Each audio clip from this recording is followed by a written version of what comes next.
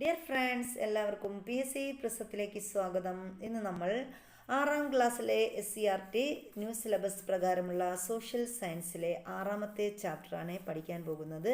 അപ്പം ഇതുവരെയുള്ള നമ്മുടെ ക്ലാസ്സുകൾ കാണാത്തവരുണ്ടെങ്കിൽ ഒന്ന് സബ്സ്ക്രൈബ് ചെയ്ത് കണ്ടുവരണേ. അതുപോലെ തന്നെ നിങ്ങൾക്ക് വേണ്ടപ്പെട്ടവരിലേക്ക് ക്ലാസ്സുകളൊന്ന് ഷെയർ ചെയ്ത് കൂടി കൊടുക്കുക. അതുപോലെ തൊട്ടടുത്തുള്ള ബെൽ ബട്ടൺ കൂടി എനേബിൾ ചെയ്താൽ നമ്മളിടുന്ന വീഡിയോസ് അപ്പോൾ തന്നെ നോട്ടിഫിക്കേഷനായിട്ട് നിങ്ങൾക്ക് ലഭിക്കുന്നതായിരിക്കും. നമ്മുടെ ക്ലാസ്സുകളിലെ അഭിപ്രായങ്ങളും നിർദ്ദേശങ്ങളും കമൻറ്റ് ബോക്സിലിടുക. അപ്പോൾ നമുക്ക് ഇന്ന് ക്ലാസ്സിലേക്ക് പോകാം. നമ്മൾ 6ാമത്തെ ചാപ്റ്ററാണ് പഠിക്കാൻ പോകുന്നത്. കൃഷിയിൽ നിന്ന് വ്യവസായത്തിലേക്ക് എന്ന് പറയുന്ന ചാപ്റ്ററാണ് ഇന്ന് നമ്മൾ പഠിക്കുന്നത്. പണ്ട് പിതാമഹർ കാട്ടിൻ നടുവിൽ ചിന്തകൾ ഉരസിടുമക്കാലം വന്നു പിറന്നത് ചെന്നിണം മൂലം വാളു കണക്കൊരു തീനാളം. ഇവിടെ ഒരു കവിതയാണ് തന്നിരിക്കുന്നത്. അപ്പോൾ നമുക്കൊന്നുകൂടി നോക്കാം. കാടും പടലും വെണ്ണീറാക്കി കനകക്കതിരിന് വളമേകി കഠിനമിരുമ്പ് കുഴമ്പാക്കി പല കരുനിര വാർത്തു പണിക്കേകി.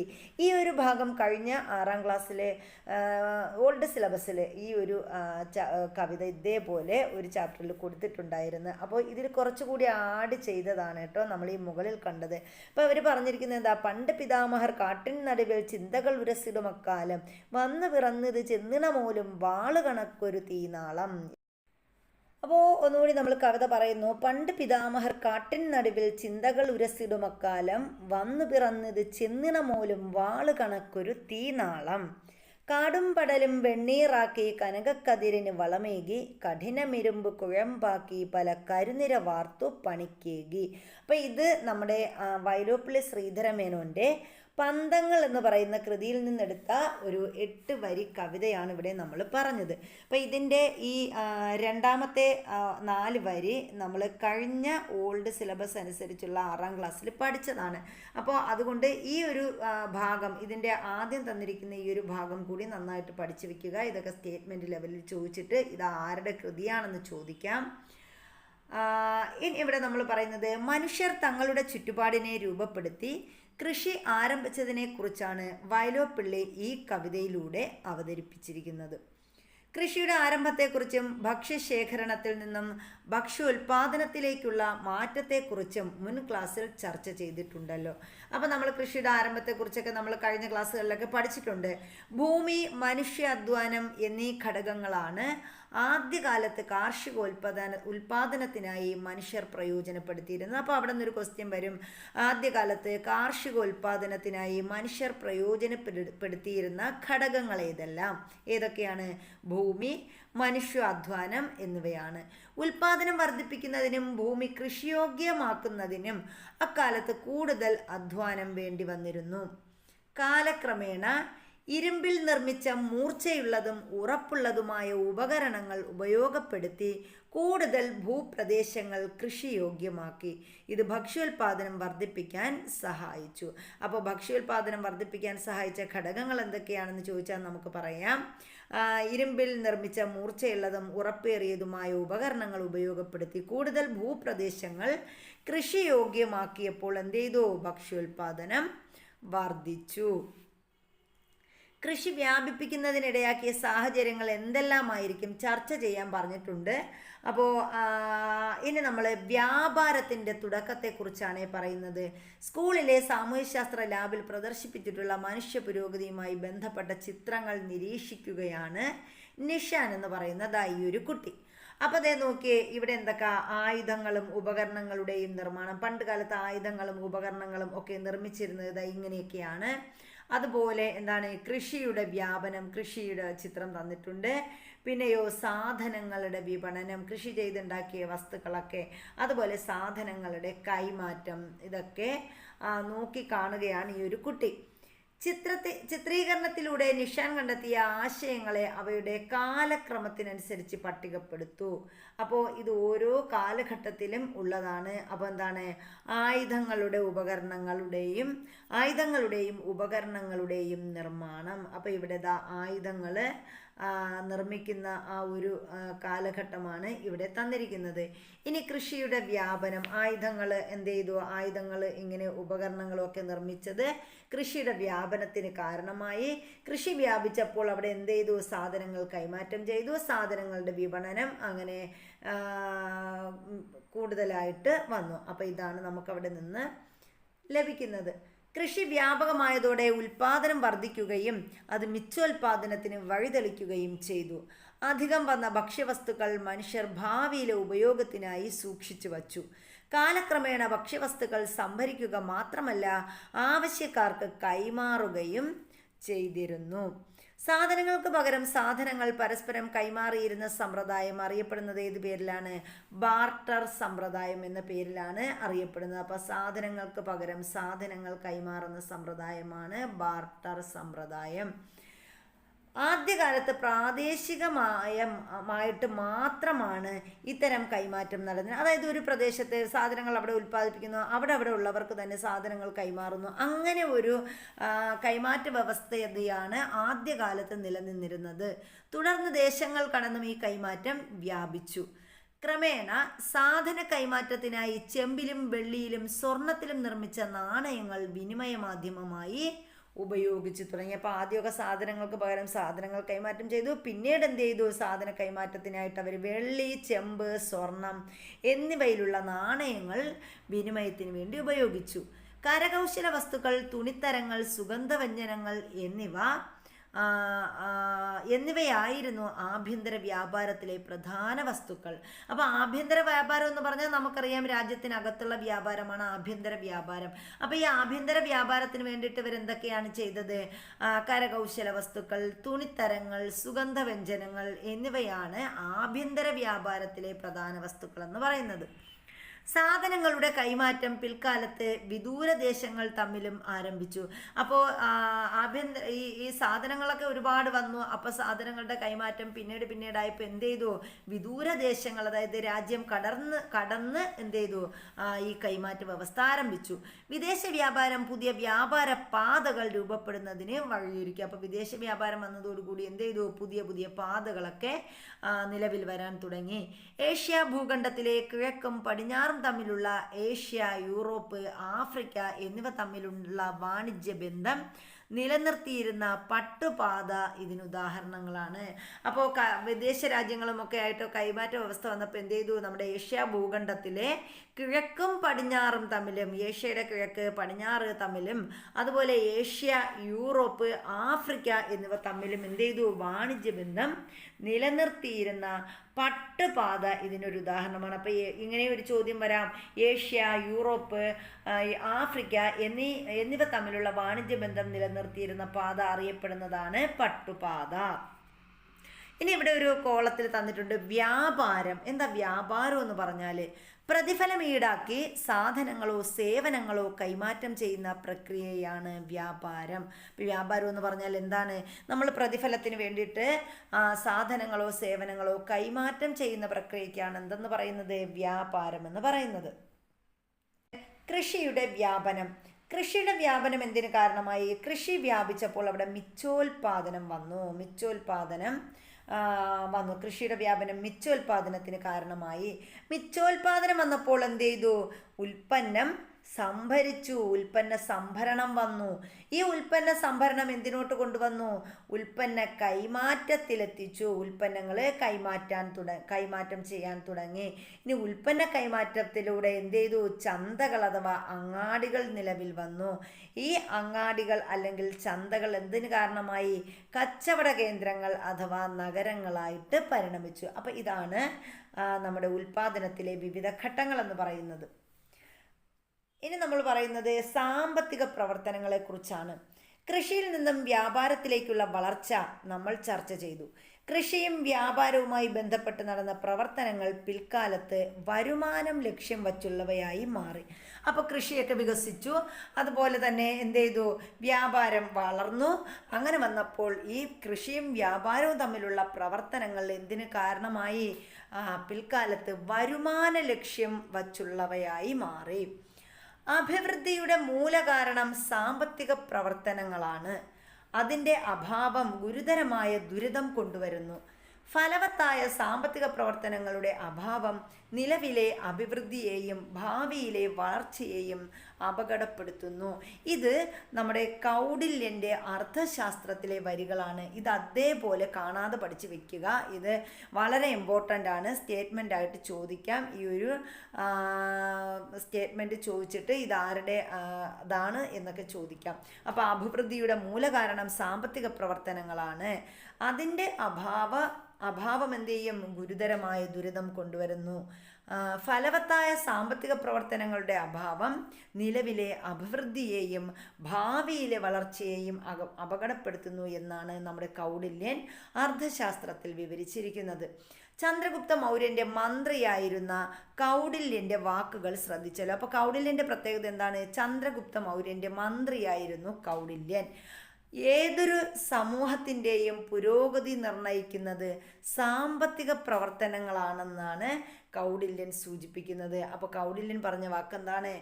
ഏതൊരു സമൂഹത്തിനും പുരോഗതി വേണോ, ആ പുരോഗതി നിർണ്ണയിക്കുന്നത് ഏത് ഘടകമാണ്? സാമ്പത്തിക പ്രവർത്തനങ്ങളാണെന്നാണ് കൗടില്യൻ പറയുന്നത്. എന്താണ് സാമ്പത്തിക പ്രവർത്തനങ്ങൾ? അപ്പം നമുക്ക് നോക്കാം. വരുമാനം ലഭ്യമാകുന്ന പ്രവർത്തനങ്ങളാണ് സാമ്പത്തിക പ്രവർത്തനങ്ങൾ. അപ്പോൾ സാമ്പത്തിക പ്രവർത്തനങ്ങൾ എന്ന് പറഞ്ഞാൽ നമ്മൾ എന്താണ്? വരുമാനം ലക്ഷ്യമാക്കിക്കൊണ്ട് നടത്തുന്ന പ്രവർത്തനങ്ങൾ, അതിനെയാണ് നമ്മൾ സാമ്പത്തിക പ്രവർത്തനങ്ങൾ എന്ന് പറയുന്നത്. സാമ്പത്തിക പ്രവർത്തനങ്ങൾ സാധ്യമാകുന്നത് ഉൽപാദനം എന്ന പ്രക്രിയയിലൂടെയാണ്.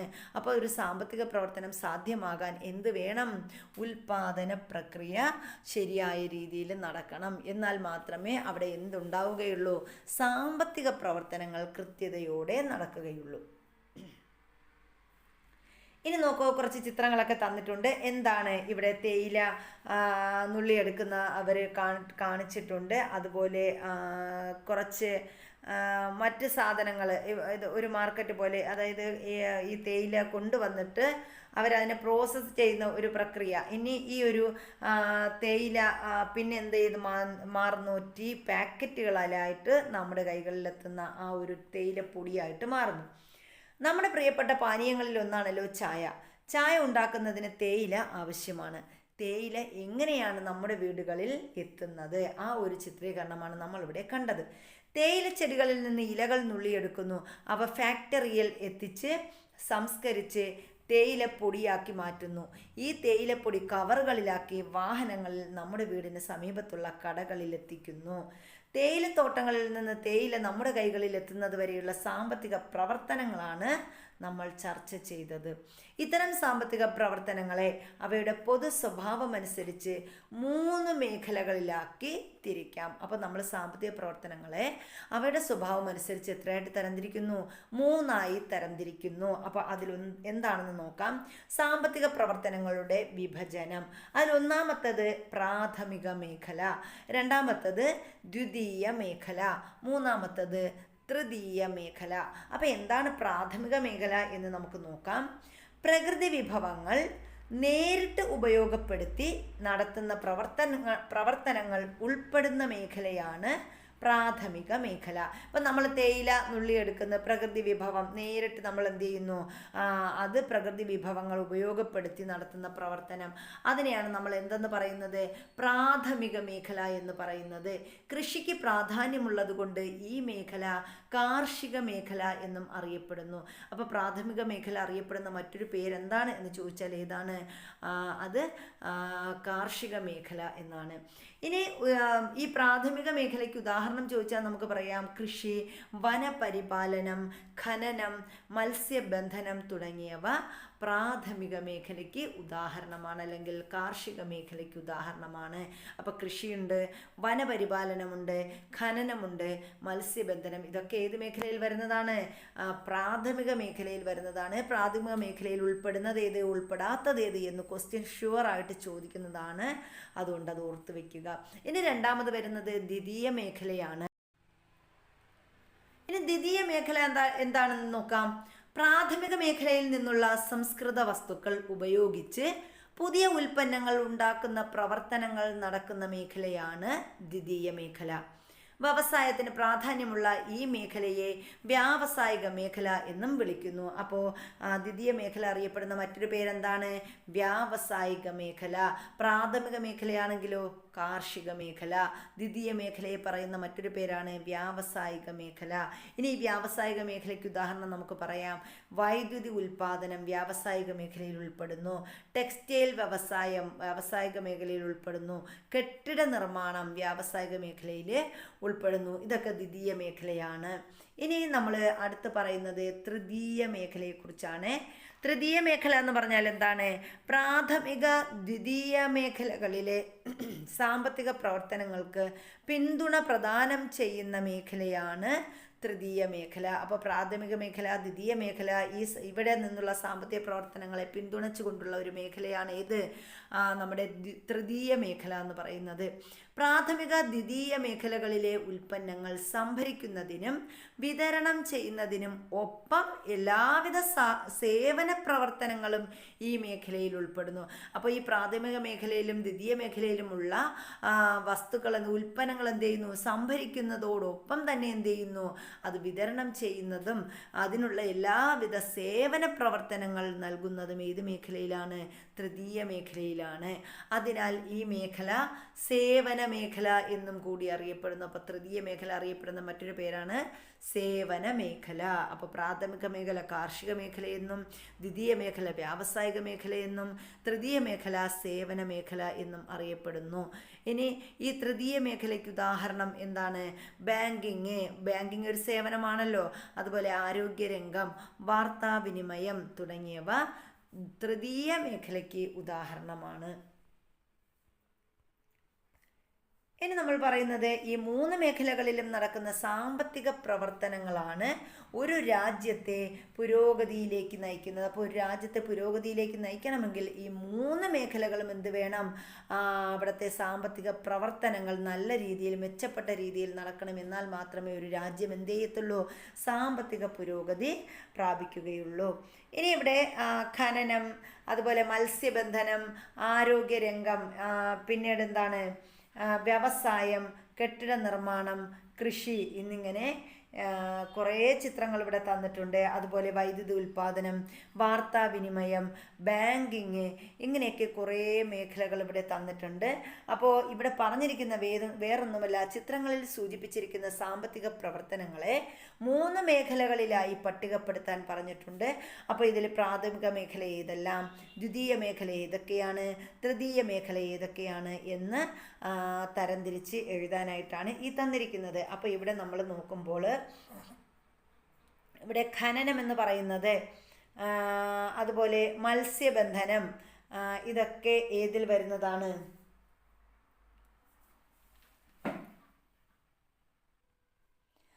ഇവ രണ്ടും നമ്മൾ ആദ്യം പറഞ്ഞ പ്രാഥമിക മേഖലയിൽ വരുന്നതാണ്. അത് മാത്രമല്ല പിന്നെ ഏത് വരുന്നുണ്ട്? ഇവിടെ കൃഷി വരുന്നുണ്ട്. പിന്നീട് ഇതെല്ലാം ഏതിൽ വരുന്നതാണ്? ഈ മൂന്നെണ്ണവും പ്രാഥമിക മേഖലയിലാണ് വരുന്നത്. ഏതൊക്കെയാണ് നമ്മൾ പറഞ്ഞത്? ഖനനം, മത്സ്യബന്ധനം, കൃഷി. ഇത് മൂന്നും ഏത്? പ്രാഥമിക മേഖലയാണ്. ഇനി രണ്ടാമത് പറഞ്ഞ വ്യവസായം, വ്യാവസായിക മേഖല എന്ന് തന്നെയാണ് നമ്മൾ ദ്വിതീയ മേഖല അറിയപ്പെടുന്നത്. അപ്പോൾ വ്യവസായം വരുന്നുണ്ട്. വ്യവസായം, പിന്നീട് കെട്ടിട നിർമ്മാണം, അതുപോലെ വൈദ്യുതി ഉൽപാദനം, ഇതൊക്കെ ഏത് മേഖലയിലാണ് വരുന്നത്? ദ്വിതീയ മേഖലയിലാണ് വരുന്നത്. ഇനി മൂന്നാമത് നമ്മൾ പറഞ്ഞ എന്തൊക്കെയാണ്? നമ്മുടെ ബാങ്കിങ്, വാർത്താവിനിമയം, പിന്നെ ഏതാണ്? ആരോഗ്യരംഗം. ഇത് മൂന്നും ഏത് മേഖലയാണ്? സേവന മേഖല അല്ലെങ്കിൽ തൃതീയ മേഖലയിലാണ് വരുന്നത്.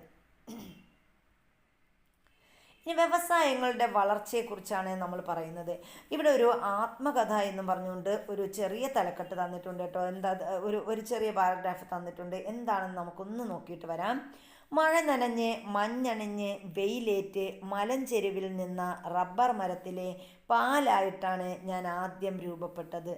എന്നെ ശേഖരിച്ച് ആസിഡ് കലർത്തി ഷീറ്റ് രൂപത്തിലാക്കി ഉണക്കിയെടുത്ത ഷീറ്റ് വാൾക്കനൈസേഷൻ പ്രക്രിയയിലൂടെ കട്ടിയുള്ളതാക്കി ചെരുപ്പിൻ്റെ കനമുള്ള അച്ചുപയോഗിച്ച് അമർത്തിയപ്പോൾ ഞാൻ കൂടുതൽ ബലമുള്ളതായി. ചുറ്റികയുടെ നാദവും തുകലിൻ്റെയും റബ്ബർ ഷീറ്റിൻ്റെയും ഗന്ധവുമുള്ള തൊഴിൽശാലയിൽ വെച്ച് ഞാൻ ചെരുപ്പ് രൂപത്തിലായി. എന്നെ കൂടുതൽ മോടി വരുത്തി വിപണിയിലേക്ക് കയറ്റിവിട്ടു. വിപണിയിൽ വച്ചാണ് ഞാൻ മനുഷ്യരുമായി ചങ്ങാത്തം കൂടിയത്. പലപ്പോഴും പലരുടെയും ജീവിതയാത്രയുടെ ഭാഗമായി നഗരത്തിലെ തിരക്കേറിയ തെരുവുകളിൽ, ശാന്തമായ ഗ്രാമങ്ങളിൽ, മലമ്പാതകളിൽ, തൊഴിൽശാലകളിലെല്ലാം എൻ്റെ ഉടമയുടെ പാദവും പേറി ഞാൻ സഞ്ചരിച്ചു. അപ്പോൾ ഇവിടെ ഒരു റബ്ബറിൻ്റെ ആത്മകഥയാണ് നമ്മളിവിടെ കേട്ടത്, കണ്ടത്. റബ്ബർ ചെരുപ്പാണ് ഈ പറഞ്ഞ ആത്മകഥാകാരൻ എന്ന് പറയുന്നത്. റബ്ബർ ചെരുപ്പിൻ്റെ ആത്മകഥ വായിച്ചല്ലോ. ഇതുപോലെ നിങ്ങൾ ഉപയോഗിക്കുന്ന മറ്റേതെങ്കിലും ഒരു ഉൽപ്പന്നത്തിൻ്റെ നിർമ്മാണ ഘട്ടത്തിൽ ഉൾപ്പെടുത്തി ഒരു ആത്മകഥ തയ്യാറാക്കി ക്ലാസ്സിൽ അവതരിപ്പിക്കാനൊക്കെ പറഞ്ഞിട്ടുണ്ട്. ഇനി നമ്മൾ പറയുന്നത് കാർഷിക മേഖലയിൽ നിന്ന് സംഭരിച്ച അസംസ്കൃത വസ്തുക്കൾ ഉപയോഗിച്ച് മനുഷ്യർക്ക് ഉപകാരപ്രദമായ വിവിധ ഉൽപ്പന്നങ്ങൾ നിർമ്മിക്കുന്നതിൻ്റെ നിരവധി ഉദാഹരണങ്ങളാണ് നമ്മൾ പരിചയപ്പെട്ടത്. ആദ്യകാലത്ത് ഭക്ഷ്യവസ്തുക്കളാണ് കൂടുതലായി കൃഷി ചെയ്തിരുന്നത്. അപ്പോൾ ആദ്യകാലത്ത് കൂടുതൽ കൃഷി ചെയ്തിരുന്നത് എന്തായിരുന്നു? ഭക്ഷ്യവസ്തുക്കളായിരുന്നു. കഴിക്കണമല്ലോ, കഴിക്കാൻ പട്ടിണിയായിരുന്നു ആളുകൾ. അതുകൊണ്ട് തന്നെ കൂടുതലും ഭക്ഷ്യവസ്തുക്കളാണ് ആദ്യകാലത്ത് കൃഷി ചെയ്തിരുന്നത്. കാലക്രമേണ വ്യവസായ വളർച്ചയ്ക്ക് ആവശ്യമായ അസംസ്കൃത വസ്തുക്കൾ കൃഷി ചെയ്യാൻ തുടങ്ങി. പിന്നീടാണ് എന്ത് ചെയ്തത്? വ്യവസായ നിർമ്മാണത്തിന്, വ്യാവസായിക വളർച്ചയ്ക്ക് ആവശ്യമായ അസംസ്കൃത വസ്തുക്കൾ കൃഷി ചെയ്യാൻ തുടങ്ങിയത്. ഇത് പരുത്തി, ചണം തുടങ്ങിയ കാർഷിക വിളകളുടെ വ്യാപനത്തിന് കാരണമായി. അപ്പോൾ ഇതിൻ്റെ കൃഷി എന്ത് ചെയ്തു? പരുത്തി, അതുപോലെ ചണം തുടങ്ങിയ കാർഷിക വിളകളുടെ വ്യാപനത്തിന് കാരണമായി. പ്രകൃതി വിഭവങ്ങളും കാർഷിക മേഖലയിൽ നിന്ന് സംഭരിച്ച അസംസ്കൃത വസ്തുക്കളും ഉപയോഗിച്ച് വ്യാവസായിക മേഖല വളർന്നു. അപ്പോൾ വ്യാവസായിക മേഖല പുരോഗതി പ്രാപിച്ചത് എങ്ങനെയാണെന്നാണ് നമ്മൾ പറയുന്നത്. നമ്മുടെ പ്രകൃതി വിഭവങ്ങൾ, അതുപോലെ കാർഷിക മേഖലയിൽ നിന്ന് സംഭരിച്ച അസംസ്കൃത വസ്തുക്കളും എല്ലാം ഉപയോഗിച്ചുകൊണ്ട് നമ്മുടെ വ്യാവസായിക മേഖല എന്ത് ചെയ്തു? വളർന്നു വന്നു.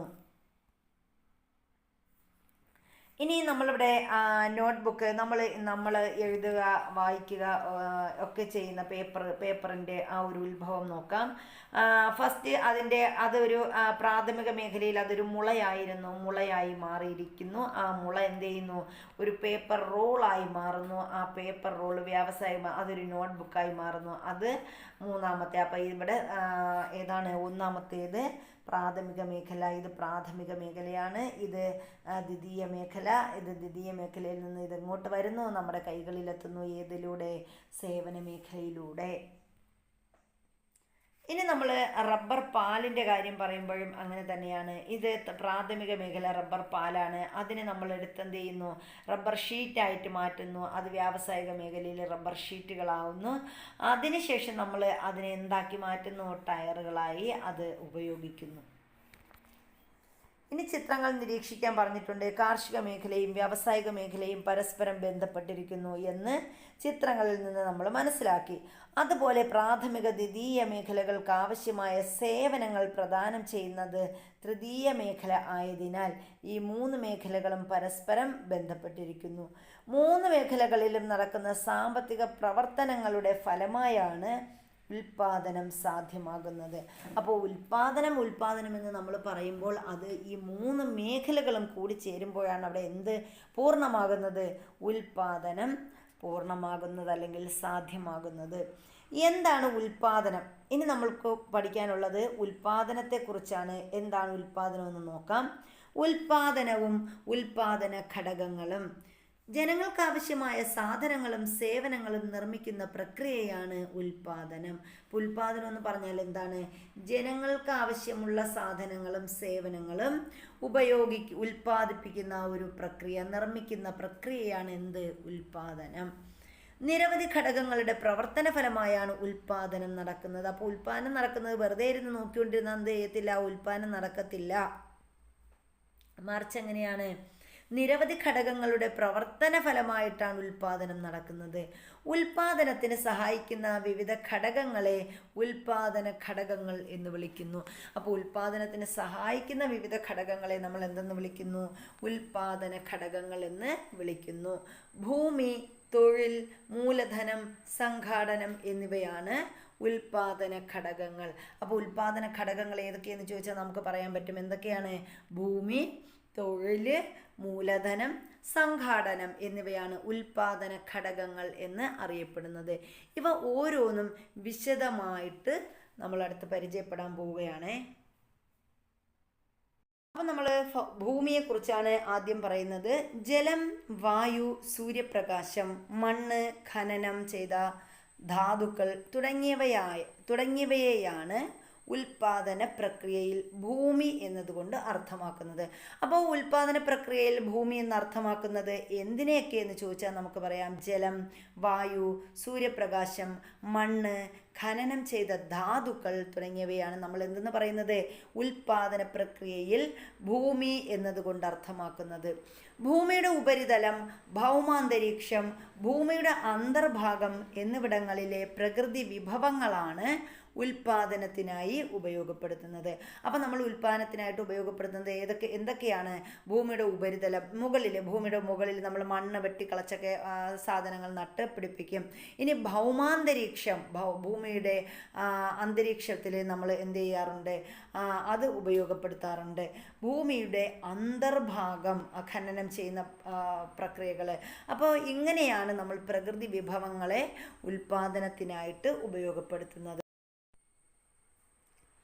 ഇനി ഇവിടെ നമുക്ക് തന്നിരിക്കുന്നത് മണ്ണ്, വനവിഭവം എന്നിവ ഭൂമിയുടെ ഉപരിതലത്തിൽ നിന്നാണ് നമുക്ക് ലഭിക്കുന്നത്. അപ്പോൾ മണ്ണും വനവിഭവവും ഒക്കെ നമ്മൾ ഭൂമിയുടെ ഉപരിതലത്തിലാണ് ഉപയോഗിക്കുന്നത്. ഇനി ഭൗമാന്തരീക്ഷത്തിൽ നിന്ന് നമുക്ക് കിട്ടുന്ന എന്താണ്? കാറ്റും കാറ്റാടി യന്ത്രവും ഒക്കെ ഭൗമാന്തരീക്ഷത്തിൽ നിന്ന് ലഭിക്കുന്നവയാണ്. അതുപോലെ ഭൂമിയുടെ അന്തർഭാഗത്ത് നിന്ന് ലഭിക്കുന്നത് എന്തൊക്കെയാണ്? കൽക്കരി കിട്ടുന്നുണ്ട്, ജലം, അതുപോലെ പാറ, ഇവയൊക്കെ നമുക്ക് എവിടെ നിന്നാണ് കിട്ടുന്നത്? കൽക്കരിയും ജലവും ഭൂമിയുടെ അന്തർഭാഗത്ത് നിന്ന് കിട്ടുന്നു. പാറയും നമുക്ക് എവിടെയാണ്? ഭൗമോപരിതലത്തിൽ നിന്ന് കിട്ടുന്നു. അതുപോലെ പാറ നമ്മൾ ഭൂമിക്ക് അടിയിൽ നിന്നും കുഴിച്ചൊക്കെ പൊട്ടിച്ചൊക്കെ എടുക്കാറുണ്ട്. അപ്പോൾ ഇങ്ങനെയാണ് നമുക്ക് ഓരോ സാധനങ്ങളും ലഭിക്കുന്നത്. ചിത്രങ്ങളിൽ സൂചിപ്പിക്കുന്നവ കൂടാതെ മറ്റ് എന്തെല്ലാം പ്രകൃതി വിഭവങ്ങൾ ഉൽപാദന പ്രക്രിയയിൽ ഉപയോഗപ്പെടുത്തുന്നുണ്ടെന്ന് കണ്ടെത്തി പട്ടികപ്പെടുത്താൻ പറഞ്ഞിട്ടുണ്ട്. അപ്പം നമുക്ക് പറയാം കൽക്കരിയുടെ കൂടെ നമുക്ക് പെട്രോളിയം ഉൽപ്പന്നങ്ങൾ, അതുപോലെ പെട്രോളിയം പറയാം, ഡീസൽ പറയാം, LPG പറയാം. ഇതൊക്കെ നമ്മൾ ഭൗമ ഉപരിതലത്തിൽ, അതായത് ഭൂമിക്ക് അടിയിൽ നിന്ന് നമ്മൾ എടുക്കുന്ന സാധനങ്ങളാണ്. ഇനി അതുപോലെ നമുക്ക് ലോഹങ്ങൾ നമ്മൾ എന്ത് ചെയ്യാറുണ്ട്? ലോഹങ്ങൾ നമ്മൾ ഭൂമിക്കുള്ളിൽ നിന്ന് കുഴിച്ചെടുക്കാറുണ്ട്. സ്വർണം, വെള്ളി, ഇങ്ങനെയുള്ള ലോഹങ്ങൾ, പിന്നെ ഖനനം ചെയ്തെടുക്കുന്നവയാണ് ഇവയൊക്കെ. ഇനി നമ്മൾ പറയുന്നത് തൊഴിലാണ്. രണ്ടാമത്തെ ഉൽപാദന ഘടകമാണ് തൊഴിലെന്ന് പറയുന്നത്. ഉൽപാദന പ്രക്രിയയിൽ തൊഴിലാളികൾ അധ്വാനശേഷി ഉപയോഗിക്കുന്നതിനെയാണ് തൊഴിലെന്ന് പറയുന്നത്. അപ്പോൾ ഉൽപാദന പ്രക്രിയയിൽ തൊഴിലാളികൾ എന്ത് ചെയ്യുന്നു? അധ്വാനശേഷി ഉപയോഗിക്കുന്നതിനെയാണ് നമ്മൾ തൊഴിലെന്ന് പറയുന്നത്. കായികവും ബുദ്ധിപരവുമായ ശേഷി ഉപയോഗിച്ച് തൊഴിലാളികൾ ഉൽപാദന പ്രക്രിയയുടെ ഭാഗമാകുന്നു. അപ്പോൾ ഒരു തൊഴിലാളി ഉൽപാദനം നടത്തുന്നത് എങ്ങനെയൊക്കെയാണ്? കായികവും ബുദ്ധിപരവുമായ ശേഷി ഉപയോഗിച്ചാണ് തൊഴിലാളികൾ എന്ത് ചെയ്യുന്നത്? ഉൽപാദന പ്രക്രിയയുടെ ഭാഗമാകുന്നത്. പ്രതിഫലം ലഭിക്കുന്ന തൊഴിൽ ചെയ്യുന്നവരെയാണ് തൊഴിലാളികളായി പരിഗണിക്കുന്നത്. അപ്പോൾ തൊഴിലാളി എന്ന് പറഞ്ഞാൽ അയാൾ എന്ത് നേടിയിരിക്കണം? പ്രതിഫലം ലഭിക്കുന്ന തൊഴിൽ ചെയ്യണം. അങ്ങനെയുള്ളവരാണ് തൊഴിലാളി എന്ന് പറയുന്നത്. നിങ്ങളുടെ പരിസരത്ത് വിവിധ തൊഴിലുകളിൽ ഏർപ്പെട്ടിരിക്കുന്നവരെ പരിചയപ്പെട്ടിട്ടില്ലേ? അവരുടെ തൊഴിലിൻ്റെ സവിശേഷതകൾ അന്വേഷിച്ചറിയാൻ കുട്ടികളോട് പറഞ്ഞിട്ടുണ്ട്. ഇനി മൂന്നാമത്തെ ഘടകം ഏതാണ്? മൂലധനമാണ്. ഏതൊരു ഉൽപ്പന്നത്തിൻ്റെയും ഉൽപാദന പ്രക്രിയയ്ക്ക് മൂലധനം ആവശ്യമാണ്. അപ്പോൾ മൂലധനം എന്ന് പറഞ്ഞാൽ എന്താണ്? നമ്മൾ സാധനങ്ങളും സേവനങ്ങളും ഉൽപ്പാദിപ്പിക്കുന്നതിന് ഉപയോഗിക്കുന്ന സമ്പത്തിനെയും വിഭവങ്ങളെയുമാണ് മൂലധനം എന്ന് പറയുന്നത്, അല്ലെങ്കിൽ മൂലധനം എന്നതുകൊണ്ട് അർത്ഥമാക്കുന്നത്. അപ്പം നമ്മൾ ഇപ്പോൾ നെല്ല് കൃഷി ചെയ്യുന്നു. നെല്ല് കൃഷി ചെയ്യുമ്പോൾ നമുക്ക് എന്ത് വേണം? വിത്തായിട്ട് നെല്ല് വേണം. അപ്പം നമ്മുടെ കയ്യിൽ നെല്ലില്ല എന്നെങ്കിൽ നമ്മൾ പൈസ കൊടുത്ത് എന്ത് ചെയ്യും? നെല്ല് വാങ്ങും. അപ്പം അതാണ് ഇവിടെ എന്തെന്ന് പറയുന്നത്? മൂലധനം എന്ന് പറയും. നമ്മൾ പൈസ കൊടുത്ത് നെല്ല് വിത്ത് വാങ്ങി, അതാണ് നമ്മളിവിടെ ഉപയോഗിക്കുന്ന മൂലധനം. ഇനി ഫാക്ടറി കെട്ടിടങ്ങൾ, യന്ത്രങ്ങൾ, അസംസ്കൃത വസ്തുക്കൾ, വാഹനങ്ങൾ, കമ്പ്യൂട്ടറുകൾ, തൊഴിലാളികൾക്കുള്ള വേതനം എന്നിവയെല്ലാം മൂലധനത്തിൻ്റെ ഭാഗമാണ്. അപ്പോൾ മൂലധനത്തിൻ്റെ ഭാഗത്തിൽ ഏതൊക്കെ വരും? നമ്മൾ പറയുന്ന ഫാക്ടറികൾ വരും, കെട്ടിടങ്ങൾ വരും, യന്ത്രങ്ങൾ, അസംസ്കൃത വസ്തുക്കൾ, ഈ അസംസ്കൃത വസ്തുക്കളിലാണ് വിത്തിനങ്ങൾ ഇതെല്ലാം വരുന്നത്, വാഹനങ്ങൾ, കമ്പ്യൂട്ടറുകൾ, തൊഴിലാളികൾക്കുള്ള വേതനം എന്നിവയെല്ലാം എന്തിൻ്റെ ഭാഗമാണ്? മൂലധനത്തിൻ്റെ ഭാഗമാണ്. അപ്പോൾ ഇവിടെ തന്നിട്ടുണ്ട് മൂലധനം പല വിധം എന്ന് പറഞ്ഞിട്ടൊരു ബോക്സ് തന്നിട്ടുണ്ട്. സാമ്പത്തിക മൂലധനത്തിൽ വരുന്നതാണ് പണം, നിക്ഷേപം എന്നിവ സാമ്പത്തിക മൂലധനമാണ്. മനുഷ്യ മൂലധനം വരുന്നത് എന്താണ്? കഴിവ്, ജ്ഞാനം എന്നിവ മനുഷ്യ മൂലധനമാണ്. ഇനി ഭൗതിക മൂലധനമുണ്ട്. ഭൗതിക മൂലധനം എന്ന് പറഞ്ഞാൽ എന്തൊക്കെ ഉൾപ്പെടും? യന്ത്രങ്ങൾ, അടിസ്ഥാന സൗകര്യങ്ങൾ എന്നിവ ഭൗതിക മൂലധനത്തിൽ വരുന്നു. പ്രകൃതി മൂലധനമുണ്ട്. വിഭവങ്ങൾ, പരിസ്ഥിതി എന്നിവ പ്രകൃതി മൂലധനമാണ്. എന്നിങ്ങനെ മൂലധനം പല വിധമുണ്ട്. ചിലപ്പോൾ ഇങ്ങനെയൊക്കെ ചോദിക്കാം, വിഭവങ്ങൾ, പരിസ്ഥിതി എന്നിവ ഉൾപ്പെടുന്നത് ഏത് മൂലധനത്തിലാണ്? ഇങ്ങനെയൊക്കെ ക്വസ്റ്റ്യൻസ് വരാം. പ്രകൃതി മൂലധനത്തിൽ. ഭൗതിക മൂലധനത്തിൽ എന്തെല്ലാം ഉൾപ്പെടുന്നു? യന്ത്രങ്ങൾ, അടിസ്ഥാന സൗകര്യങ്ങൾ, ഇതൊക്കെ ഉൾപ്പെടുന്നു.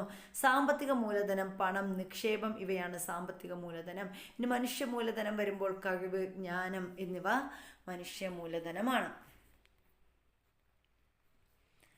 അടുത്ത് നമ്മൾ പറയുന്നത് സംഘാടനത്തെക്കുറിച്ചാണ്. ഉൽപാദന ഘടകങ്ങളായ ഭൂമി, തൊഴിൽ, മൂലധനം എന്നിവയെ കൂട്ടി യോജിപ്പിക്കലാണ് സംഘാടനം. അപ്പോൾ സംഘാടനം എന്ന് പറഞ്ഞാൽ എന്താണ്? ഉൽപാദന ഘടകങ്ങളായ ഭൂമി, തൊഴിൽ, മൂലധനം എന്നിവയെ കൂട്ടി യോജിപ്പിക്കുന്നതിനെയാണ് നമ്മൾ എന്തെന്ന് പറയുന്നത്? സംഘാടനം എന്ന് പറയുന്നത്. ഇതിനായി പ്രവർത്തിക്കുന്നവർ സംഘാടകർ അല്ലെങ്കിൽ സംരംഭകർ എന്നറിയപ്പെടുന്നു. അപ്പോൾ സംഘാടന പ്രവർത്തനങ്ങളിൽ ഏർപ്പെട്ടിരിക്കുന്നവരെയാണ് നമ്മൾ സംഘാടകർ അഥവാ സംരംഭകർ എന്ന് പറയുന്നത്. ഒരു പുതിയ ബിസിനസ് ആശയം രൂപപ്പെടുത്തുക, അതിനാവശ്യമായ മൂലധനം സമാഹരിക്കുക, ആ ആശയം പ്രാവർത്തികമാക്കുക എന്നിവ സംഘാടനത്തിൻ്റെ ഭാഗമാണ്. അപ്പോൾ സംഘാടനം ചെയ്യുന്നത് എന്താണ്? ഒരു പുതിയ ബിസിനസ്, ഒരു പുതിയ ആശയം, ബിസിനസ് എന്താണ് ജോലി എന്ന് ചെയ്യുന്നതെന്ന് ഒരു ആള് ഒരു കൃത്യതയോടെ ഒരു ആശയം രൂപപ്പെടുത്തുന്നു, അതിനാവശ്യമായിട്ടുള്ള മൂലധനം സമാഹരിക്കുന്നു, ഇനി ആ ആശയം പ്രാവർത്തികമാക്കുന്നു. ഇങ്ങനെയാണ് എന്ത് ചെയ്യുന്നത്? സംഘാടനം ചെയ്യുന്നത്. ഉൽപാദന ഘടകങ്ങൾ ഒത്തുചേർന്ന് പ്രവർത്തിക്കുമ്പോഴാണ് ഉൽപാദനവും അതിലൂടെ ഉൽപ്പന്നവും രൂപപ്പെടുന്നത്. അപ്പോൾ ഈ ഉൽപാദന ഘടകങ്ങൾ, അതായത് നമ്മൾ ഈ പറഞ്ഞ ഭൂമി, തൊഴിൽ, മൂലധനം, പിന്നെന്താണ് നമ്മുടെ സംഘാടനം, ഇത് നാലും ഒരുമിച്ച് പ്രവർത്തിക്കുമ്പോഴാണ് എന്തുണ്ടാകുന്നത്? ഉൽപാദനം അത് ശരിക്കും നടക്കുന്നത്. ഉൽപാദനവും അതിലൂടെ, അപ്പോൾ നമ്മുടെ ഉൽപാദന ഘടകങ്ങൾ ഒത്തുചേർന്ന് പ്രവർത്തിക്കുമ്പോഴാണ് ഉൽപാദനവും അതിലൂടെ ഉൽപ്പന്നവും രൂപപ്പെടുന്നത്. ഉൽപാദന ഘടകങ്ങളായ ഭൂമി, തൊഴിൽ, മൂലധനം, സംഘാടനം എന്നിവയ്ക്ക് പ്രതിഫലം ആവശ്യമാണ്. അപ്പോൾ ഇതിനൊക്കെ എന്തുണ്ട്? ഇത് വെറുതെ ഒന്നുമില്ല, ഇവയ്ക്ക് പ്രതിഫലമുണ്ട്. അപ്പോൾ അതിനുള്ള പ്രതിഫലം ഇത് ഇമ്പോർട്ടൻ്റ് ആണ്. ഉൽപാദന ഘടകങ്ങൾ, അവയുടെ പ്രതിഫലം. ഭൂമിക്ക് ലഭിക്കുന്ന പ്രതിഫലം പാട്ടം, തൊഴിലിന് ലഭിക്കുന്ന പ്രതിഫലം കൂലി, മൂലധനത്തിനാണെങ്കിൽ എന്ത് കിട്ടും? നമ്മൾ പൈസയൊക്കെ നിക്ഷേപിക്കുമ്പോൾ എന്ത് കിട്ടും? പലിശ. അതുപോലെ സംഘാടനത്തിന് ലഭിക്കുന്നതാണ് ലാഭം. അപ്പോൾ ഇതാണ് ഉൽപാദന ഘടകങ്ങളും അവയുടെ പ്രതിഫലവും. ഇനി ഇവിടെ ഉൽപാദന ഘടകങ്ങൾ എന്നിവയുമായി ബന്ധപ്പെട്ട് തന്നിട്ടുള്ള വർക്ക്ഷീറ്റ് പൂർത്തിയാക്കാൻ പറഞ്ഞിട്ടുണ്ട്. അതിലെന്താ പറയുന്നത്? കായികവും ബുദ്ധിപരവുമായ അധ്വാനശേഷി ഉപയോഗിക്കുന്നു. അത് ഏതിലാണ്? തൊഴിലാളിയാണ് അത് ഉപയോഗിക്കുന്നത്. കായികവും ബുദ്ധിപരവുമായ അധ്വാനശേഷി ഉപയോഗിക്കുന്നത് ആരാ? തൊഴിലാളിയാണ്. ഉൽപാദന പ്രക്രിയയിൽ മൂലധനത്തിന് കിട്ടുന്ന പ്രതിഫലം എന്താണ്? മൂലധനത്തിന് കിട്ടുന്നത്, നമ്മൾ മൂലധനം നിക്ഷേപിച്ചാൽ നമുക്ക് അതിൽ എന്ത് കിട്ടും? പലിശ ലഭിക്കും. ഉൽപാദനത്തിന് ആവശ്യമായ ഭൗതിക സൗകര്യങ്ങൾ ഒരുക്കുന്ന ഉൽപാദന ഘടകം. അപ്പോൾ നമ്മൾ ഉൽപാദനത്തിന് ആവശ്യമായ ഭൗതിക സൗകര്യങ്ങൾ ഒരുക്കുന്നത് ഏത് ഘടകമാണ്? അപ്പോൾ ഭൂമിയാണ് ഉൽപ്പാദനത്തിന് ആവശ്യമായ ഭൗതിക സാഹചര്യങ്ങൾ സൗകര്യങ്ങൾ ഒരുക്കുന്ന ഉൽപ്പാദന ഘടകം. ഇപ്പം നമ്മൾ കൃഷിക്ക് വേണ്ടിയിട്ടാണെങ്കിൽ നിലം ഒരുക്കുന്നു, അത് ഭൗതിക സാഹചര്യം വരുന്നു. ഇനി ഫാക്ടറിക്ക് വേണ്ട കെട്ടിടങ്ങൾ നിർമ്മിക്കുന്നതിന് ഭൗതിക സാഹചര്യം ഒരുക്കുന്നത് ആരാണ്? അതൊക്കെ ഭൂമിയാണ്.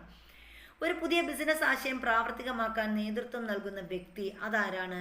നമുക്കറിയാം, സംഘാടകനാണ്. ഇനി ഉൽപാദന പ്രക്രിയയിൽ പാട്ടം പ്രതിഫലമായുള്ള ഘടകം ഏതാണ്? പാട്ടം ആർക്കാ കിട്ടുന്നത്? അത് ഭൂമിക്കാണ് പാട്ടം ലഭിക്കുന്നത്. ഇനി ഉൽപാദകരിൽ നിന്ന് ഉപഭോക്താവിലേക്ക്. ഇപ്പോൾ ഇവിടെ ഒരു ചിത്രം തന്നിട്ടുണ്ട്.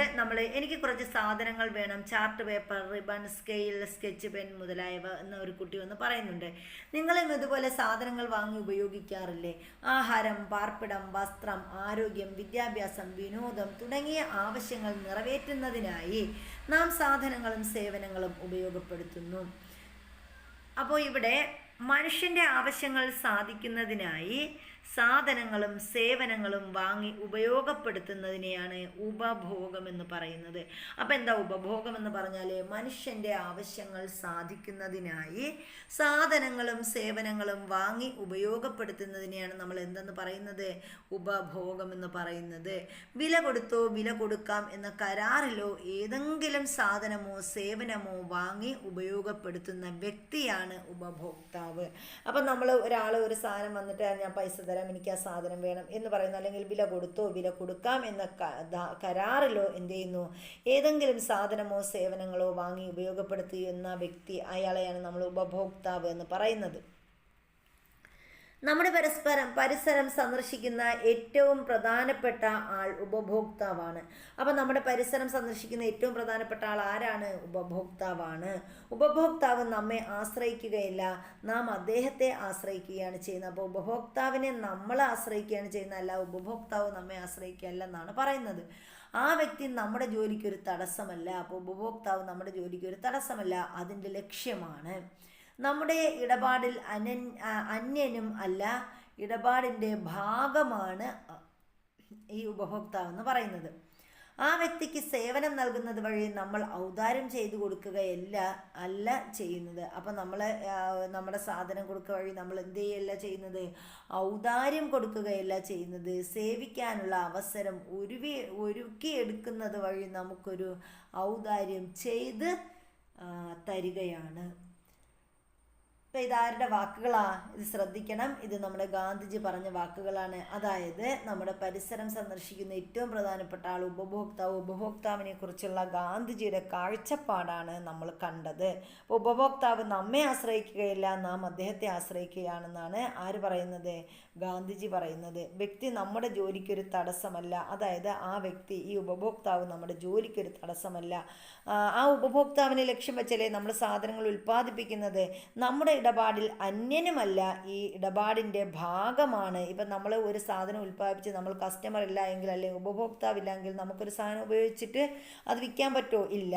ആ വ്യക്തിക്ക് സേവനം നൽകുന്നത് വഴി നമ്മൾ ഔദാര്യം ചെയ്തു കൊടുക്കുകയല്ല ചെയ്യുന്നത്, സേവിക്കാനുള്ള അവസരം ഒരുക്കി കൊടുക്കുകയാണ് ചെയ്യുന്നത്. അപ്പോൾ ഇത് ആരുടെ വാക്കാ? ഗാന്ധിജിയുടെ വാക്കാണ് നമ്മളിവിടെ കണ്ടത്. ഉപഭോക്താവിൻ്റെ പ്രാധാന്യം ഗാന്ധിജിയുടെ വാക്കുകളിൽ നിന്ന് തിരിച്ചറിഞ്ഞല്ലോ. നാം സാധനങ്ങളും സേവനങ്ങളും ഉപയോഗപ്പെടുത്തുമ്പോൾ ഉപഭോക്താവ് എന്ന നിലയിൽ കടകളിൽ നിന്നും സ്ഥാപനങ്ങളിൽ നിന്നും ഈ പ്രാധാന്യവും പരിഗണനയും ലഭിക്കാറുണ്ടോ? ചർച്ച ചെയ്യാൻ പറഞ്ഞിട്ടുണ്ട്. കറി പൗഡറിൽ മായം പ്രമുഖ കമ്പനികളുടെ ഉൽപ്പന്നങ്ങൾ പിടിച്ചെടുത്തു. വൃത്തിക്കുറവും മായം കൂടുതലും 100-ലധികം ഹോട്ടലുകൾക്ക് പൂട്ടുവീണു. അളവ് തൂക്ക തട്ടിപ്പ് 1 മാസത്തിനിടെ 90 ലക്ഷം പിഴയിട്ടു. 400 കിലോ പഴകിയ മത്സ്യം പിടിച്ചെടുത്ത് നശിപ്പിച്ചു. അപ്പോൾ ഇതൊക്കെ എന്താണ്? പ്രധാനപ്പെട്ട വാർത്താ തലക്കെട്ടുകളാണ്. ഇത്തരം സംഭവങ്ങൾ നിങ്ങളുടെ ശ്രദ്ധയിൽപ്പെട്ടിട്ടുണ്ടോ എന്ന് ചോദിച്ചിട്ടുണ്ട്. അപ്പോൾ സാധനങ്ങൾ വാങ്ങുമ്പോഴും സേവനങ്ങൾ ഉപയോഗപ്പെടുത്തുമ്പോഴും ഉപഭോക്താവ് എന്ന നിലയിൽ എന്തൊക്കെ അവകാശങ്ങളാണ് നമുക്ക് കിട്ടേണ്ടത്? നമ്മൾ കടയിൽ പോയി ഒരു സാധനം വാങ്ങാൻ പോവുകയാണ്, പൈസ കൊടുത്താണ് സാധനം വാങ്ങുന്നത്. അപ്പോൾ നമുക്ക് എന്തൊക്കെ വേണം? ആ സാധനത്തിന് തക്ക ഗുണമേന്മ വേണം. പിന്നെ വിൽപ്പനാന്തര സേവനം വേണം. വിൽപ്പനാന്തര സേവനം, അതുപോലെ വിശ്വാസ്യത, അളവിലും തൂക്കത്തിലും കൃത്യത, ഇതൊക്കെ ഒരു ഉപഭോക്താവ് വാങ്ങുന്ന സാധനത്തിന് നൽകിയിരിക്കണം. ഇനി സൂചനകൾ തന്നിട്ടുണ്ട്. ഒരു വർക്ക്ഷീറ്റാണ്. ഉൽപ്പന്നങ്ങൾ വാങ്ങുന്നതിന് മുമ്പ് അവയിൽ നിയമാനുസൃതം രേഖപ്പെടുത്തി പരമാവധി വില കൃത്യമായും പരിശോധിക്കാറുണ്ട്. നമ്മൾ ചെയ്യുന്ന കാര്യമാണ് കേട്ടോ. നമ്മൾ ഇതൊക്കെ ചെയ്യുന്നുണ്ടോ? ഉണ്ട്, ഇല്ല. ഉണ്ടെങ്കിൽ ഉണ്ടെന്നിട്ട് ചെയ്യണം, ഇല്ലെങ്കിൽ ഇല്ല എന്നിട്ട് ചെയ്യണം. ഭക്ഷ്യവസ്തുക്കൾ വാങ്ങുമ്പോൾ കാലാവധി കഴിഞ്ഞിട്ടില്ല എന്ന് ഉറപ്പ് വരുത്താറുണ്ടോ? ഉണ്ട്. ഇനി പരസ്യവാചകങ്ങളിൽ അവകാശപ്പെട്ടിട്ടുള്ള ഗുണമേന്മ ഉൽപ്പന്നത്തിന് ഉണ്ടോ ഇല്ലെന്ന് നമ്മൾ നോക്കണം. ഉണ്ടെങ്കിൽ ഉണ്ട്, ഇല്ലെങ്കിൽ ഇല്ല എന്ന് പറയണം.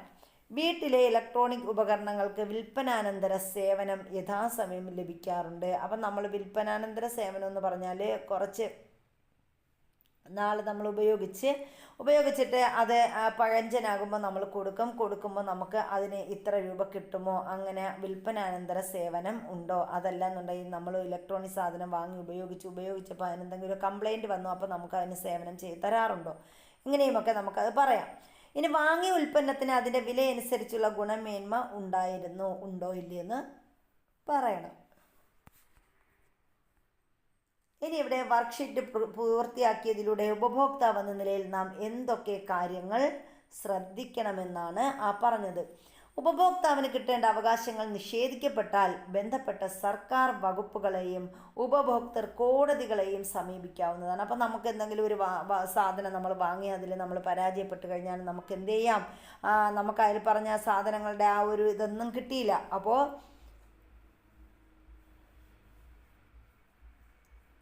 ഉപഭോക്തൃ കോടതികളെയും നമുക്ക് ബന്ധപ്പെട്ട സർക്കാർ വകുപ്പുകളെയും എന്ത് ചെയ്യാം? നമുക്ക് ഇപ്പോൾ ഉപഭോക്താവിന് കിട്ടേണ്ട അവകാശങ്ങൾ നിഷേധിക്കപ്പെട്ടാൽ ബന്ധപ്പെട്ട സർക്കാർ വകുപ്പുകളെയും ഉപഭോക്തൃ കോടതികളെയും സമീപിക്കാവുന്നതാണ്. നമ്മളൊരു സാധനം വാങ്ങി നമുക്ക് ആ സാധനത്തിൻ്റെ പറഞ്ഞ ഗുണമേന്മയോ അതിൽ പറഞ്ഞ ക്വാളിറ്റിയോ ഒന്നും നമുക്ക് ഇല്ല, നമുക്ക് വേറെ ഒരുപാട് നഷ്ടങ്ങൾ സംഭവിച്ചു എങ്കിൽ നമുക്ക് എന്ത് ചെയ്യാൻ പറ്റും? നമുക്ക് സർക്കാർ വകുപ്പുകളെയോ അല്ലെങ്കിൽ ഉപഭോക്തൃ കോടതികളെയോ സമീപിക്കാവുന്നതാണ്. ജില്ലാ, സംസ്ഥാന, ദേശീയ തലങ്ങളിൽ ഉപഭോക്തൃ തർക്ക പരിഹാര കോടതികൾ നിലവിലുണ്ട്. അപ്പോൾ ജില്ലാ ഉപഭോക്തൃ പരിഹാര കോടതിയുണ്ട്, സംസ്ഥാനങ്ങളിലായിട്ടുണ്ട്, ദേശീയ തലത്തിൽ, ഇങ്ങനെ 3 തലത്തിലും എന്തുണ്ട്? ഉപഭോക്തൃ തർക്ക പരിഹാര കോടതികൾ നിലവിലുണ്ട്. ഉപഭോക്താക്കൾ ചൂഷണം ചെയ്യപ്പെടുന്നത് തടയുന്നതിനായി ശക്തമായ നിയമങ്ങൾ, ഉപഭോക്തൃ വിദ്യാഭ്യാസം എന്നിവ ആവശ്യമാണ്. അപ്പം നമ്മൾ പറഞ്ഞെന്താണ്? ഉപഭോക്തൃ കോടതികളെയും നമുക്ക് സമീപിക്കാമെന്ന് പറഞ്ഞു. നമുക്ക് എന്തെങ്കിലും പ്രശ്നം വന്നു കഴിഞ്ഞാൽ വാങ്ങുന്ന സാധനങ്ങളുമായി ബന്ധപ്പെട്ട് അതിൽ ദേശീയ തലത്തിലുണ്ട്, സംസ്ഥാന തലത്തിലുണ്ട്, ജില്ലാ തലത്തിലൊക്കെ ഉപഭോക്തൃ തർക്ക പരിഹാര കോടതികളുണ്ട്. ഇനി ഉപഭോക്താക്കൾ ചൂഷണം ചെയ്യപ്പെടുന്നത് തടയുന്നതിനായി ശക്തമായ നിയമങ്ങൾ, ഉപഭോക്തൃ വിദ്യാഭ്യാസം എന്നിവ ആവശ്യമാണ്. 1986 ഇന്ത്യയിൽ ഉപഭോക്തൃ സംരക്ഷണ നിയമം നിലവിൽ വന്നത്. വളരെ ഇമ്പോർട്ടൻ്റ് ആയിട്ടുള്ളൊരു ക്വസ്റ്റ്യൻ ആണ്. ഇന്ത്യയിൽ ഉപഭോക്തൃ സംരക്ഷണ നിയമം നിലവിൽ വന്ന വർഷം എന്ന് ചോദിച്ചാൽ 1986. ജനജീവിതം മെച്ചപ്പെടണമെങ്കിൽ സാധനങ്ങളും സേവനങ്ങളും ആവശ്യമാണ്. പ്രകൃതി വിഭവങ്ങളും മനുഷ്യ അധ്വാനവും സാങ്കേതിക വിദ്യയും ഉപയോഗപ്പെടുത്തിയാണ് സാധനങ്ങളും സേവനങ്ങളും ഉൽപ്പാദിപ്പിക്കുന്നത്. ഉൽപാദനം, മിച്ചോൽപാദനം, കൈമാറ്റ സമ്പ്രദായങ്ങൾ, സാങ്കേതിക വിദ്യ ചെലുത്തിയ സ്വാധീനം, വിപണികളുടെ വളർച്ച എന്നിവ സമ്പദ് വ്യവസ്ഥയുടെ പുരോഗതിയെ സ്വാധീനിക്കുന്നുണ്ട്. അപ്പോൾ നമ്മുടെ സമ്പദ് വ്യവസ്ഥയെ പുരോഗതിയെ സ്വാധീനിക്കുന്ന ഘടകങ്ങളാണ് നമ്മൾ പറഞ്ഞത്. എന്തൊക്കെ ഇവിടെ പറഞ്ഞു? നമ്മൾ ഉൽപാദനം പറഞ്ഞു, മിച്ചോൽപാദനം, കൈമാറ്റ സമ്പ്രദായം, സാങ്കേതിക വിദ്യ ചെലുത്തിയ സ്വാധീനം, വിപണികളുടെ വളർച്ച എന്നിവ സമ്പദ് വ്യവസ്ഥയുടെ പുരോഗതിയെ സ്വാധീനിക്കുന്നുണ്ട്. പ്രാഥമിക, ദ്വിതീയ, തൃതീയ മേഖലകളുടെ പരസ്പര ബന്ധവും സമ്പദ് വ്യവസ്ഥയെ ചലനാത്മകമാക്കുന്നു. അപ്പോൾ നമ്മൾ നേരത്തെ കണ്ട പ്രാഥമിക മേഖല, ദ്വിതീയ മേഖല, തൃതീയ മേഖല, ഇവ 3 കൂടി പ്രവർത്തിച്ചാൽ മാത്രമേ എന്ത് ചെയ്യത്തുള്ളൂ? നമ്മുടെ സമ്പദ് വ്യവസ്ഥ ചലനാത്മകമാവുകയുള്ളൂ. അപ്പോൾ ഇത്രയുമാണ് ഈ ഒരു ചാപ്റ്റർ എന്ന് പറയുന്നത്. ഇനി ഇതിൻ്റെ തുടർ പ്രവർത്തനങ്ങൾ പറഞ്ഞിട്ടുണ്ട്. എന്തൊക്കെയാണ്? ആശയപാഠം പൂർത്തിയാക്കൂ. ഇവിടെ നോക്കി, വിഭവങ്ങൾ തന്നിട്ടുണ്ട്. അപ്പോൾ ഇവിടെ ഭൂമി, നമ്മൾ ഇതിൽ പറഞ്ഞിരിക്കുന്നത് എന്താണ്? ഓരോ വിഭവങ്ങൾ അതിൽ ഭൂമിയുടെ ഉപരിതലത്തിൽ നിന്ന് കിട്ടുന്ന ഉപരിതലം പറഞ്ഞിട്ടുണ്ട്. പിന്നെന്താണ്? പെട്രോളിയം, കൽക്കരി, ലോഹങ്ങൾ, ഇതൊക്കെ നമുക്ക് എവിടെ നിന്നാണ് കിട്ടുന്നത്? അത് നമുക്ക് കിട്ടുന്നത് ഭൂമിയുടെ അന്തർഭാഗത്തു നിന്നാണ് അല്ലേ. പിന്നെന്താ നമ്മൾ പറഞ്ഞത്? വായു, സൂര്യപ്രകാശം, കാറ്റ് എന്നിവ ഭൗമാന്തരീക്ഷത്തിൽ നിന്നാണ് കിട്ടുന്നത്. അപ്പോൾ ഈ ഭൂമി എന്നുള്ള ഒരു ഇത് തന്നിട്ട് അതിൻ്റെ ഉപരിതലത്തിൽ നിന്ന് നമുക്ക് കിട്ടുന്ന എന്താണ്? മണ്ണ്, വനവിഭവങ്ങൾ, അതൊക്കെ നമുക്ക് കിട്ടുന്നത്, സസ്യങ്ങൾ, ഇതൊക്കെ നമുക്ക് കിട്ടുന്നത് ഭൂമിയുടെ ഉപരിതലത്തിൽ നിന്നാണ് അല്ലേ. ഇനി ഭൂമിയുടെ അന്തർഭാഗത്ത് നിന്ന്, ഭൗമാന്തർഭാഗത്ത് നിന്ന് നമുക്ക് ലഭിക്കുന്നതാണ് പെട്രോളിയം, കൽക്കരി, ലോഹങ്ങൾ മുതലായവ. ഇനി ഭൗമ അന്തരീക്ഷത്തിൽ നിന്ന് ലഭിക്കുന്നതാണ് എന്തൊക്കെയാ? വായു, സൂര്യപ്രകാശം, കാറ്റ് മുതലായവ. ഇനി ഉൽപാദന ഘടകങ്ങളും എന്ന വിഷയത്തെ അടിസ്ഥാനമാക്കി ഒരു സെമിനാർ അവതരിപ്പിക്കാനൊക്കെ കുട്ടികളോട് പറഞ്ഞിട്ടുണ്ട്. പിന്നെ നമ്മൾ ഡിസംബർ 24 ദേശീയ ഉപഭോക്തൃ ദിനാചരണത്തിൻ്റെ ഭാഗമായി ഉപഭോക്താവിൻ്റെ അവകാശങ്ങൾ എന്ന വിഷയത്തിൽ സാമൂഹ്യശാസ്ത്ര ക്ലബിൻ്റെ ആഭിമുഖ്യത്തിൽ ബോധവൽക്കരണ ക്ലാസ് സംഘടിപ്പിക്കാൻ പറഞ്ഞിട്ടുണ്ട്. അപ്പം നമ്മുടെ ഇവിടെ ഉപഭോക്തൃ ദിവസം എന്നാണ്, ദേശീയ ഉപഭോക്തൃ ദിനം എന്നാണെന്ന് ചോദിച്ചാൽ അത് ഡിസംബർ 24 ദേശീയ ഉപഭോക്തൃ ദിനം.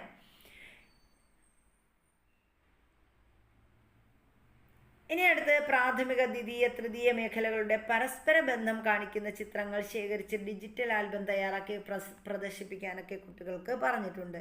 അപ്പോൾ ഇത്രയുമാണ് നമ്മുടെ ഈ ഒരു 6ാമത്തെ ചാപ്റ്റർ എന്ന് പറയുന്നത്. അപ്പം നമ്മുടെ ക്ലാസ്സുകൾ ഇഷ്ടപ്പെട്ടാൽ മുമ്പ് പറയുന്നത് പോലെ തന്നെ ലൈക്ക് ചെയ്യാൻ മറക്കരുത്. അതുപോലെ തന്നെ നിങ്ങൾക്ക് വേണ്ടപ്പെട്ടവരിലേക്കൊന്ന് ഷെയർ ചെയ്ത് കൊടുക്കുകയും ചെയ്യുക. അതുപോലെ കമൻറ്റുകൾ നിർബന്ധമായിട്ടും ക്ലാസ്സുകൾ ഇഷ്ടപ്പെട്ടിട്ടുണ്ടെങ്കിൽ അത്